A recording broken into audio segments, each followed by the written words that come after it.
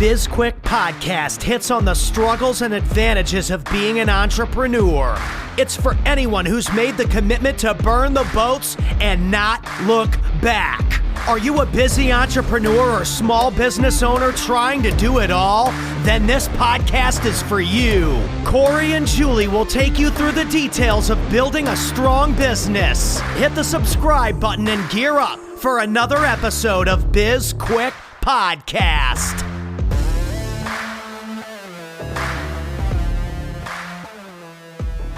Hello and welcome to BizQuik. I'm Corey. I'm Julie. And you are aggressive again. I think you're just going to have to accept the fact that I'm aggressive on the opening now. That's fine.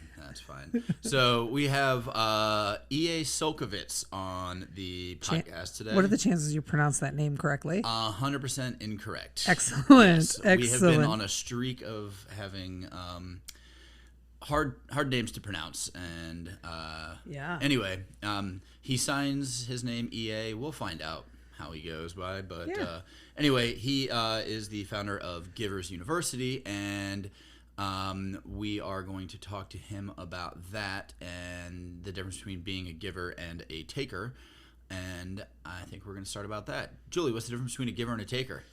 Givers give and takers take. Excellent. Yeah, and I just, do you think there's a takers university? I'm pretty sure that's every university. They just take your money. Fair enough. That is you're right, 100% correct. So, one of the things that EA likes to talk about is his defeats. So I thought maybe we could spend some time talking about our defeats. And, I feel like the easiest way to talk about that is gambling. Yes. It's one of those things you have to, and I feel like gambling is a very good analogy for life, because there's highs, there's lows, and we're not talking about roulette, which is pretty much 100% chance. We're talking like sports betting. But roulette is fun, but we'll talk about that in another episode. Yeah, sure. There's certain things you do in life that are fun, like roulette, or and there's some strategy to it, but not skill. It's primarily chance. Do you remember the time we were playing roulette in Vegas and my sister was at the table and she accused the dealer of stealing $25? Oh yeah. She it ruined her whole entire trip to Vegas. I was like, that's 25. You were going to give that $25 away anyway. It was very weird. Yeah. Hopefully she's not listening to this podcast. I've already pissed her off enough in the past 7 days. Sure.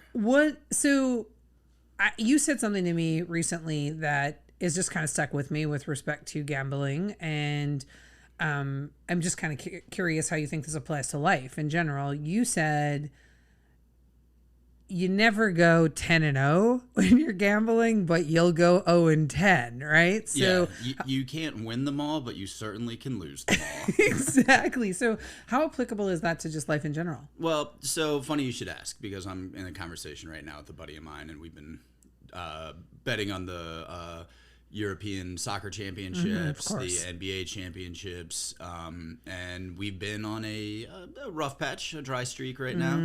And he actually, just before this podcast, he sent me a text and he said, how is it that we can, like, the bad streaks always last longer than the good streaks? Fact. And I wonder, I mean, if you look at like the account balances, they tell that story, but then if you like really dive into it, I wonder if they do. Like if you were to look at a straight up like wins versus losses, not money won versus money lost, because when you start factoring in juice and the size of your bets and all of that varies. I would say by and large, if you're just looking at wins and losses, we're in the positive.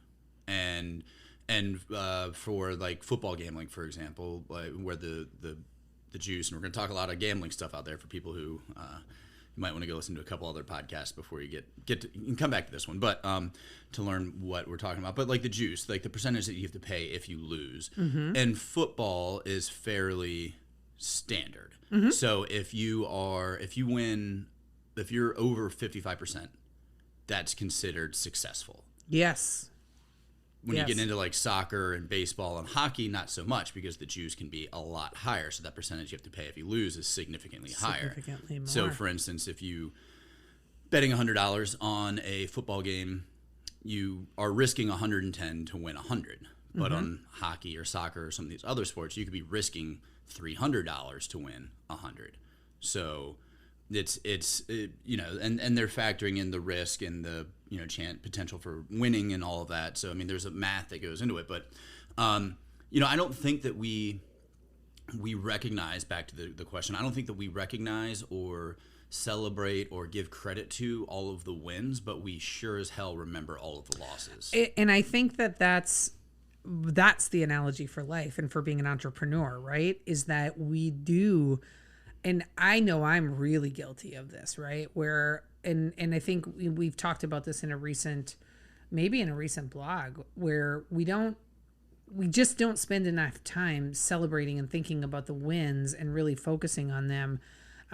And to our own detriment, I think, because it's important to acknowledge those wins in order to, you know, continue to advance ourselves. But oh man, do we beat ourselves up over the losses. And on the, you know, we can remember during football season, I remember some of our bad beats, right? I remember some of them. I can remember specifically, you know, so you and me and my brother Mark, we do the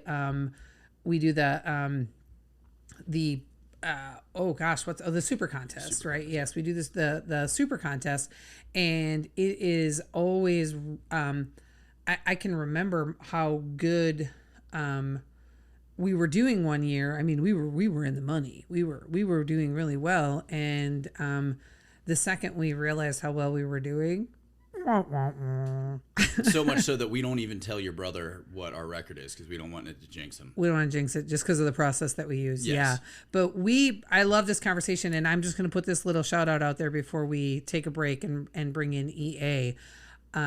I want to, and I know you will agree with me, Corey, I want to get a bookie on our podcast, or a professional gambler, because I feel like that would be a fantastic conversation for us to have. So if we've got any bookies or professional gamblers that are listening, handicappers, let us know, because we want to get you on the show. And we're going to take a quick break, and we'll be right back with EA. Hey everyone, we wanted to take a quick break to tell you all about our friends over at Podmatch. It's like a dating app, but for podcasts. This is a service we use to connect with potential guests for our show, and we connect with other hosts to be a guest on theirs. If you're an aspiring podcaster, have a podcast, or have something you want to share, head on over to podmatch.com/signup/BizQuik, or click on the link in the show notes to get started. All right, and welcome back to the show, everybody. We've got EA Csolkovits. I got it right on the front end. Nice job, Corey. Thank you. Nice job. We've got EA on the show. Welcome, EA. Thank you so much, Julie and Corey. Thank you for having me on the show. It's my pleasure. Thank you for joining us. We're excited to talk about Givers University and the difference between givers and takers and all of those things.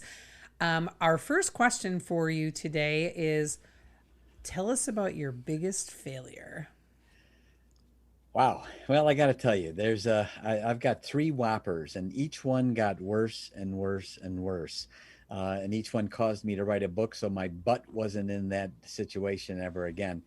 First thing I'd have to do is I would have to adjust one word in your question, if I may. Mm-hmm. And it's a word that my business mentor taught me to eliminate from my vernacular.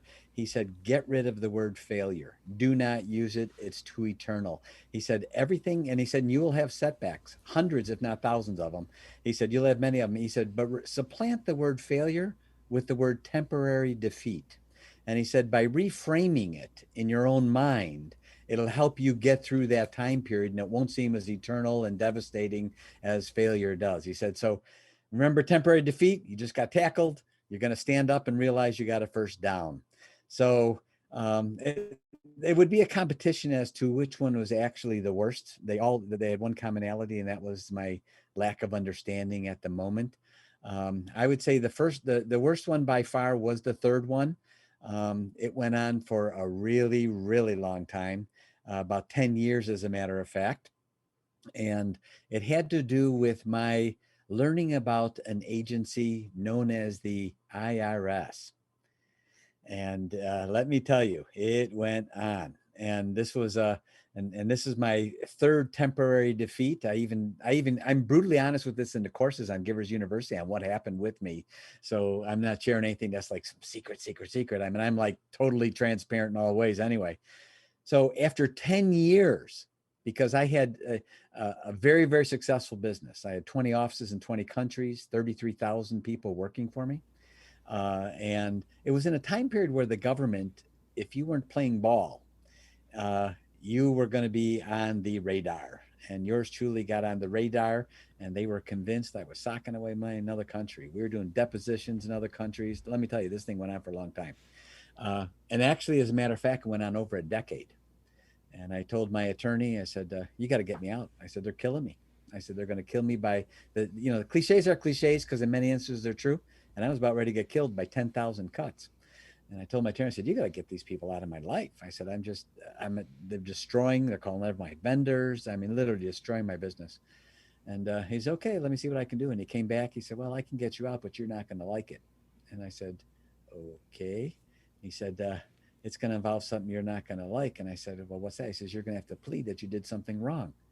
And I said, well, what are they saying I did wrong? Well, they will agree to you agreeing that you've impeded the IRS. Because they couldn't get me for tax evasion. I paid all my taxes. And so he said, and I said, well, what's impeding the IRS mean? He said, well, you're going to confess to over 11 years not helping them as much as they said you could help them. I said, oh, man. Well, I suppose I can live with that. Everyone hates the IRS anyway, right? He said, well, you're not going to like the second part. And I said, what's that? He's going to have to go away and do some time. I said, what? I said, what does that mean? He said, well, you're going to have to go to one of those camps, or the executive camps where you go away. I said, oh, you got to be kidding me. This is going to eviscerate me. I said, what does all this mean? Anyway, I'm really compressing the story down, but the long and short of it is, we actually, there was an article in Forbes magazine on the top 5 places to do time in the United States. If you could imagine, there was such an article. And one of them was a place in West Virginia it's in Morgantown, West Virginia. And that's where the term Club Fed actually came from. Jane Pauley did an expose there. It looks, I'm not kidding you, it looks so surreally pretty, you wouldn't even think that it was a federal prison. There's no fence. It's 900 acres plus, 150 is the compound. And it's so beautiful. And back then, when there was the interview, there was literally an Olympic swimming pool, a 9-hole golf course. And I mean, this was like, and so the whole thing Club Fed came about was these guys are doing time, but they're living at a resort, right? So this is the place where that happened. Well, when I got there, the golf course is still there, but only the officers got to play there. And the pool now has a building over it. But everything else is literally, if you ever saw the movie Stepford Wives, where it's almost eerily perfect, that's how perfect it is. I mean, breathtakingly beautiful piece of property, rolling country. And like I say, no fence, right? So I do my time. I go to this place and I get out and I think, oh man, I'm destroyed. They destroyed my business already. I'm literally, here I am, 33 years old, was the first year I earned $1 million in 1 year. And I have 2 planes and I'm a commercial pilot, limousine driver. I mean, all these things, right? So let me tell you, the money comes in and out of your life just as fast. And so here I am. So I'm at this instance and I get out and I say, man, they've destroyed me. My reputation's gone. They've destroyed my business. It's called every one of my vendors. And I mean, just there's barely nothing left. And so I thought, oh man, so I cringe when I get home, right? Thinking, that's it, I'm destroyed forever. Do you know, no one gave a crap? I was shocked. That, and even when I was with people, I said, watch this. I said, I thought I was destroyed. And my whole reason for resisting this thing for 10 years and not cutting a deal or anything, no matter what it was, because I thought it was just destroying me. And I said, watch this. So I was in a business and I say, I just got back. I was doing some time. I had a problem with the IRS. I went away to federal prison. Those SOBs. I hate the IRS. Here, let me show you what we're doing. And I thought, and I'd look at it and say, they don't even care. They don't even, and it's a funny thing, when someone sort of sees your dirty laundry, they say, I don't care. He's not too good to be true. I've got my own laundry to be worried about. And they're on to it. So I have to share with you, I have 3 books I wrote, and the appendix of all 3 books chronicles my third major temporary defeat. having to do with the IRS, and how I was so shocked, and how now, here's the part that's most amazing of all of it. I can truthfully say it is one of the top 10 best things that's ever happened to me. Well, that is typically how we can look at defeats and failures and whatnot in hindsight. I thank you for sharing that story. Fascinating. You are a remarkable storyteller. I have two questions. The first one is, how much time did you serve? Well, that's the other part. I got what's called a stacking. Because the funny thing is, when the government comes after you, they make an investment and they use a lot of resources. In my instance, they had spent over $2 million in 10 years. So I thought, man, how's the world in this? Because my restitution wasn't $2 million on the first go around, and it was only like about 18 months, right? Total. Mm-hmm. And because it wasn't, interestingly enough, tax evasion is more, but mine wasn't. Mine was impeding the IRS, which, even people in the IRS don't even know what that means, right? It's one of those catch-all things, we can just sort of say it and it can apply to anything. So I didn't know that they had planned on doing a stack. And it happens so much, there's even a name for it. And that means that if they haven't been able to get from you the amount they have spent on resources, they're going to get it one way or another. So as soon as I got out, they come around and hit me a second time on the same stuff. Ooh. And so I went a second round. And guess what? My restitution ended up being right over $2 million. Oh, that's convenient. So total time was just under 5 years. Wow. Interesting. Yeah. But it was broken up, and I got to tell you that. But it was just, it's surreal. And I can share with you that there's a number of things I learned. One of them was, if you shake hands with 10 people in the United States today, you just shook hands with someone that did time. Mm-hmm. You, at least, because 1 out of 10 have already in that boat. And I can share with you that the time that was great for me, because I was in this place. I went back to the same place again, by the way, right? I was able to unplug after all of my years in business from everything and focus on writing these courses and finishing these books off that I've always had in me, that, I can tell you, Julie and Corey, I never would have done. Let me tell you, try writing 1,200 pages in longhand. 3 books in longhand with pencil and paper, and be able to think about every page and what you're saying and why you want to say it that way. And it became this Give to Be Great series of the 3 courses became the foundation of Givers University. That's awesome. That's great. Based on these 3 books, and they became 3 courses, and so many lives have been impacted in a positive way because of my number big King Kamehameha Whopper temporary defeat. All right. Which today's a great thing. I want to go back to the temporary defeat. I also want to say that I think once you've been in prison, you probably don't have a lot to fear in other areas of life anymore, right? That's pretty much, takes away most fears, which is a very good thing. I'm very curious of your thoughts on this. I'm also very curious Corey's thoughts on this. I think that I'm going to disagree with you or your mentor on eradicating the use of the word failure, because I feel like that's just softening us up life is full of failures, and I don't think there's anything wrong with failures. I think when you have a failure, I think it sets you up for the comeback, and I think it makes you stronger and it builds resilience. And I think it's important, me personally, I think it's important to use the word failure, because I think failure is a very real word in the dictionary, and a very real occurrence in our lives. And temporary defeat is just, it's almost like the softening up of, what we've managed to do to an entire generation of kids, that the trophy generation, where we don't want to tell them you lost or you failed, so we're going to give you a ribbon anyway. That's sort of what it reminds me of. I appreciate that. Actually, we're really saying the same thing, because you didn't hear the whole explanation. All I did was give you a snippet of why to do that. If you heard the rest of the explanation, you would realize we're actually saying the same thing. Hey, I'm the first one to know that, we've got a serious problem with what I call the snowflake revolution happening today, and victimization and the weakening of people. One of the things that my business mentor shared with me was every adversity in life carries with it the seed of an equal or greater benefit. Not some, not a few of them. Every adversity. So here's the part that'll really pickle you. And if you don't disagree with this one, I'll be surprised. But your listeners is going to blow their minds when I say this. When we really understand what temporary defeat is, and that everyone, not a little bit, but every single temporary defeat carries with it the seed of an equal or greater benefit. Once we really understand that, we then begin to welcome temporary defeat. And not only that, embrace it. Because now we say, okay, I know that in here is the seed I need that's going to help me get to the next step and the next level up.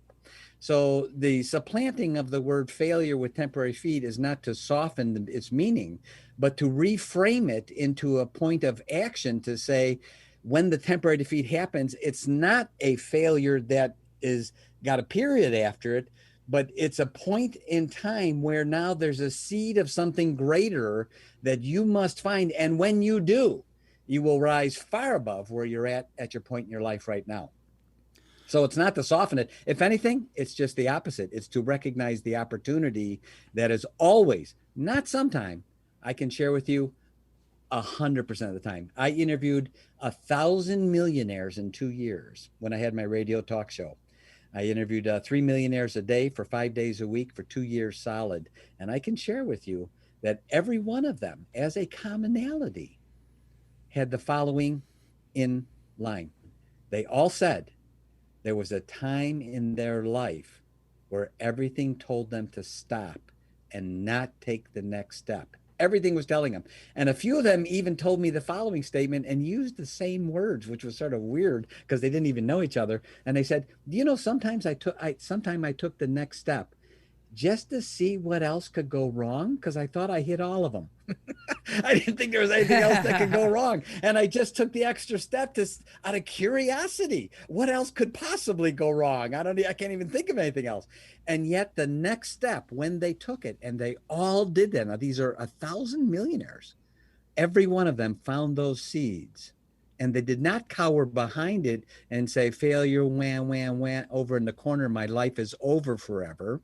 But they said, I realize this is temporary. I can reframe it in my mind. I can relabel it.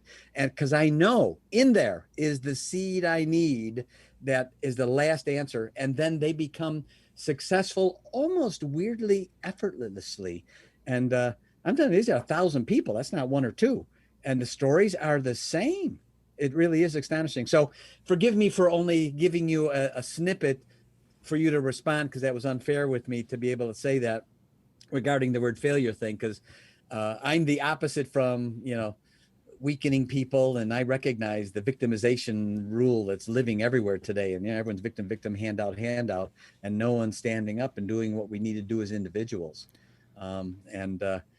I appreciate that. So thank you, Julie. And I appreciate that feedback because that's important. I love it. I love the opportunity to be able to explore more with people. Yeah, and that, I mean, I'd like the adversity and the opportunity there. That my approach to life is realism with a twist of optimism in there, and that you grow up when you're a kid and you're told that you can be whatever you want. And then as you grow older, you should find out that that's bullshit. You can't really do whatever you want. Like, you're not going to be a professional football player and the CEO and an astronaut all at the same time. There are some people out there who can do that type of stuff, but that's not for everybody. But the problem is that, like Julie was saying, is as people get older nowadays, they continue to believe that they can do whatever they want. And it's like, no, you have to stop. You can't be an astronaut and a CEO and a professional football player, but you could be really good at X, Y, or Z. And just in letting go of certain dreams, or if you want to hold on to those dreams, just keep working at it. Like, you have two options, but sitting down and whining is not an option. That's not going to get you anywhere. But and there's a big difference between a dream and a wish.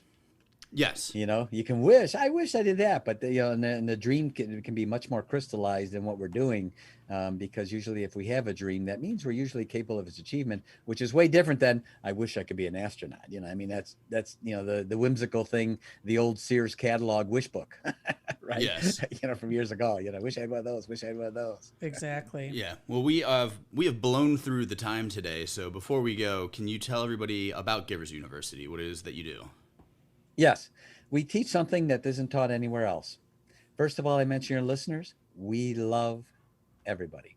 We love everybody. But we teach people how to separate the person who we love from their deeds, which we do not love.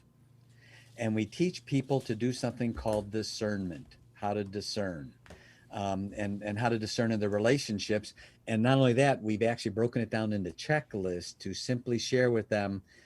These are the actual deeds to look for when you see people doing these things, these deeds, because we don't judge people, we judge deeds. So when we say giver, we're labeling the deeds of that person, not the person. When we say taker, we're not labeling the person, we're labeling the deeds.